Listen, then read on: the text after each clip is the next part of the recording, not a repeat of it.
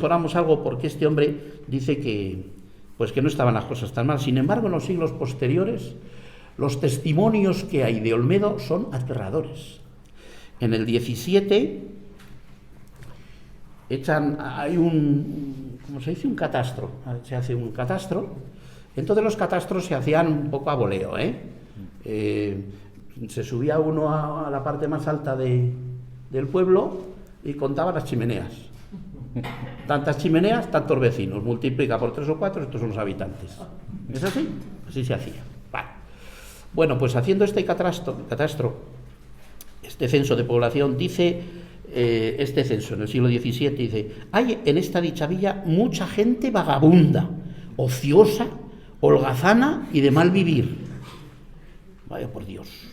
Que sin tener oficio ni haciendas con qué pasar, se sustentan del juego y de otros vicios e inteligencias ilícitas, dando motivo y ocasión a los robos, desórdenes y delitos que cada día se están incrementando con el propio escándalo y notorio perjuicio de las haciendas y seguridad de la quietud de los vecinos.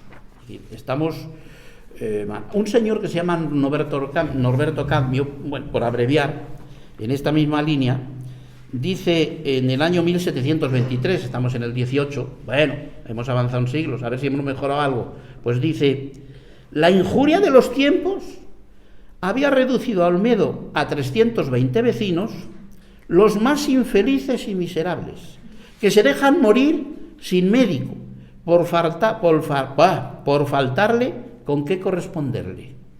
No había ni médico. Está hablando testimonios. Luego veremos que sí que había eso. Bueno, en el 19, un francés dice: Olmedo está completamente arruinado. Hay calles enteras desiertas, otras obstruidas por las casas derrumbadas. La hierba crece en las plazas, como en las ciudades malditas que habla la Biblia.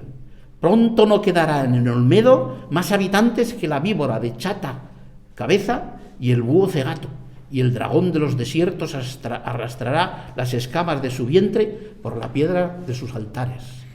Da miedo esto pensar. Bueno, menos mal que luego, y con esto termino, los viajeros ya, si queréis preguntar, os cuento alguna cosa más, que en el siglo XX ya la cosa parece que cambió, un poco. Porque hay un señor muy importante que pasa por aquí, por Olmedo, y que está en la Semana Santa de 1912, creo, 12 o 21, me bailan los números, que es Miguel Unamuno. Miguel Unamuno viene de Salamanca, viene en el tren. Y en uno de sus libros deja testimonio, además de hablar y despacharse de Enrique IV a gustísimo, que lo deja a caer de un burro, deja testimonio de cómo él ve Olmedo. Y dice: érame una antigua obsesión la de visitar la ciudad de Olmedo. Atraíame a ella aquella parte de la muralla vestida de saúcos y plantas trepadoras que al correr el tren se divisa. Porque eso de ver al pasar un viejo pueblo relicario de recuerdos que duerme al sol guardado por sus murallas, ¿qué habrá allí dentro? Y luego el prestigio histórico. Por una puerta de la muralla entramos en el pueblo, uno de esos espaciosos pueblos castellanos, abiertos, claros, llenos de luz, llenos de anchura, con vastas plazas al pie de una iglesia de ladrillo que abriga tal vez a un álamo centenario, con su gran plaza de arquillos, donde toman el sol y comentan las últimas noticias de los diarios de la tarde los desocupados del pueblo. La visión es otra visión completamente distinta. Pero bueno, si estos son visiones y estos son testimonios, ya que José María ha hablado del caballero y ha hablado de los viveros, un personaje importante en Olmedo, evidentemente, es el caballero de Olmedo. Dice en la visita que se puede hacer aquí, arriba, al Palacio del Caballero, cuando se pueda hacer, Olmedo debe, entre otras cosas, al caballero de Olmedo, a la obra de Lope de Vega, su fama y nombradía, lo dice así. Es verdad que Olmedo tiene muchísimo más que el caballero de Olmedo y la obra de Lope de Vega. Yo no puedo entrar, lógicamente, a hablar de ello, la conocéis la obra, y si no, pues ya la leeréis. Solamente apuntar 3 o 4 cositas.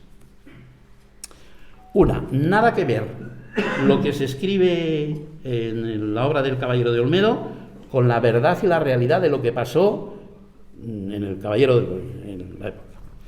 Lope de Vega escribe El Caballero de Olmedo, no lo sabemos con exactitud, pero creemos que en torno a 1620, ¿vale? Lo que ocurrió de verdad en 1521, es decir, casi 100 años antes, 99 años antes. ¿Por qué escribe Lope de Vega aquello? Pues porque hubo un sucedido aquí, importante, que se convirtió, por la época y demás, y porque Valladolid también fue capital de la corte, pues en un chascarrillo, en un algo muy importante que se hablaba y se comentaba en los salones de la corte, hasta el punto de que se creó una letrilla. Esa letrilla llegó a oídos de Antonio de Cabezón. Antonio de Cabezón era el músico de corte de Felipe II, ciego por cierto, y este hombre escribe unas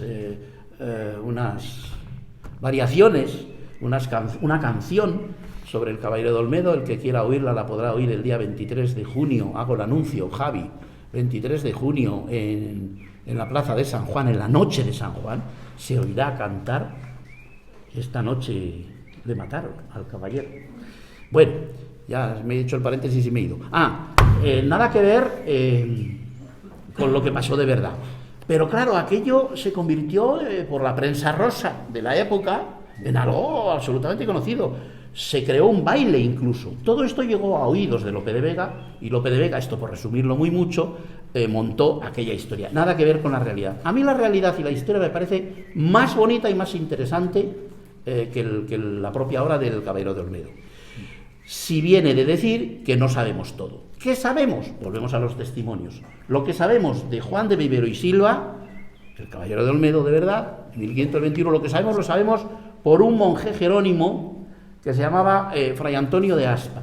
Fray Antonio de Aspa escribe, es coetáneo del Caballero de Juan de Vivero y Silva, escribe un libro que se llama Historia de la Mejorada, pero ahí mete también todo lo que pasa con el Caballero de Olmedo. Y ahí nos cuenta lo que pasó más o menos de verdad. Claro está, el documento original de Fray Antonio de Aspa no lo tenemos, lo desconocemos.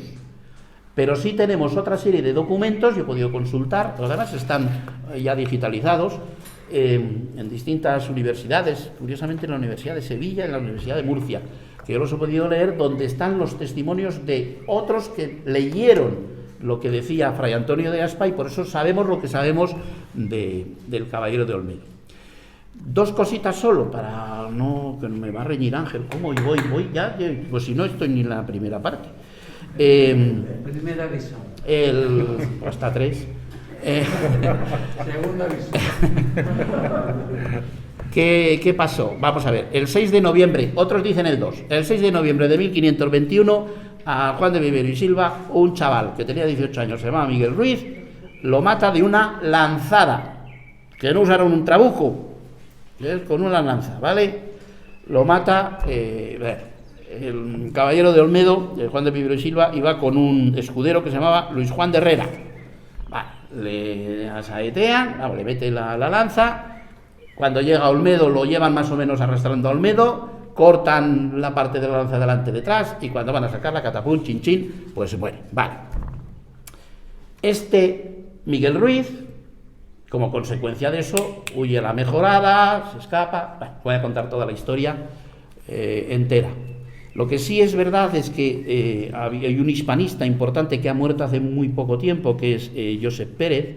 En el año 66 descubre en el Archivo Histórico de Simancas unos documentos donde está el juicio que se hace a la madre de Miguel Ruiz y a los dos que acompañaban a él. En este juicio, lo que se deja libre a la madre, queda libre de cargos. Lo que sí se especifica es dónde fue, cómo fue, que por cierto fue en un paraje que hoy llamamos Senovilla, se llamaba la Linojilla, en los documentos de esa época se llamaba Linojilla, pero no se aclara cuáles fueron las causas o el motivo por el que fue asesinado. Y entonces ahí ya claro queda pues la leyenda, la imaginación, el pensar, vete a saber por qué. Unos dicen que si dejaron los perros o los galgos o no los galgos, que si le dio con una fusta, que le dio con no sé qué, que la madre le influyó, que se vengó. Yo solo digo que yo me inclino más a la opinión del padre Fita. El padre Fita dice, a mí me parece, y esto lo digo así, no se lo escribe así, pero bueno, a mí me parece demasiado novelesco que le mataran por eso. Y él asocia, a ver, pensemos un poco, esto ocurre el 6 de noviembre de 1521. Muy poquitos meses antes, 23 de abril de 1521, la batalla de Villalar. Poquito antes, la batalla de Tordesillas. En todos ellos interviene Juan de Vivero y Silva. Y en todos por la parte de, no de los comuneros, de la realeza. Quizás fuera una venganza política. Quizás. Pero ahí lo dejo. Lo que sí... ¿Qué ganas tiene de que lo deje? No, yo voy a decir tres cosas más rotundas y luego ya me preguntáis. Lo que sí digo y ya afirmo y sostengo y mantengo es que en el legajo 10.813, folio 817, que lo he visto, en el Archivo Histórico Provincial se dice dónde está enterrado el caballero de Olmedo.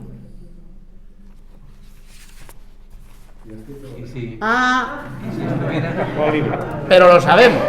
Está aquí. Está, claro, está puesto, está enterrado. Si estuviera aquí José Ramón, el cura, te diría dónde está la partida de nacimiento de... Sí, también lo sé, la partida de nacimiento ahí. Bueno. Espera que no acabo. Solo dos cositas. Oh, es que mira todo lo que me quedaba. Solo dos cositas. Gracias a José María yo he descubierto... Es que en el libro hablo también, por ejemplo, de personajes de Olmedo, personajes importantes. Solo cito uno. Es que hablo de Jerónimo Saornil, hablo de Alderete, etcétera. Gracias, le señalo a Luis Miguel, porque gracias a la Asociación Cultural Hispánica de Olmedo sabemos y tenemos muchas referencias de ellos y demás. Hablo de esos personajes que no me puedo ahora entretener en ello, pero bueno, Saornil fue un gran guerrillero en la época de la invasión francesa aquí.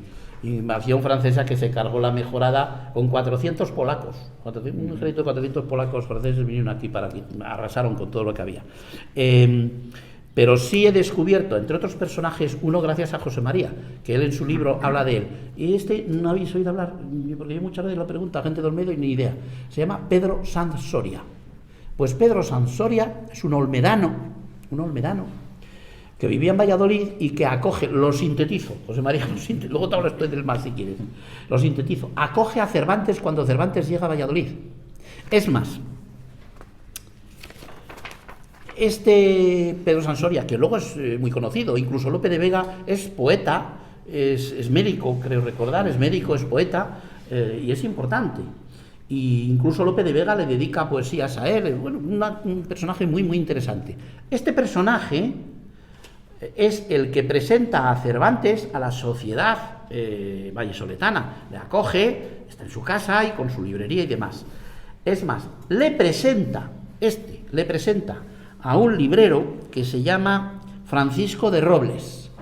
Francisco de Robles vivía en la calle Librería, Valladolid, entre Santa Cruz y la Plaza de la Universidad, porque allí era donde se situaban en esta época las librerías y las editoriales, los editores. Este Francisco de Robles es el que coge el manuscrito de Cervantes y se va a Madrid para editarlo. Y se edita cuando Cervantes está en Madrid. Es decir, el Quijote, se edita gracias a Olmedo. Si no hubiera sido por un olmedano, no tenemos el Quijote. Y no, ya termino, solo, no, lo último. De los